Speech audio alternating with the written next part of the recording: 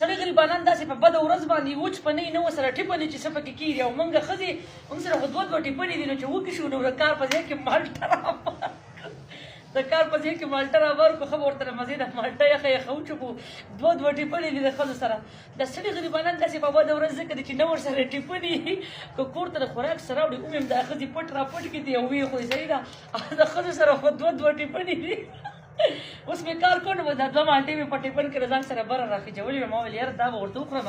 یخې یخې مالټې دي دا به ورته وچوپم او بیا چې کوم دی ښه د مزې کار به م ورته کوم دا ځای به جارو را جارو کړم نو سړي غریبانان ځکه داسې وچ کلک یو دا ښځې ځکه داسې پوناټورې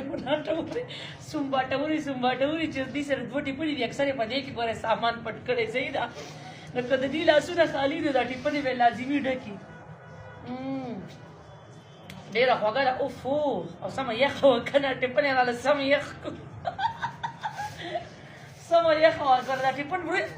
دا حقیقت دی چې دا ټیپن ډېر ګرم وي چې څه شی پکې کېږي ګرمېږي ځکه ورته خلک وایي دا ټیپن ډېر ګرم وي صحیح ده که نه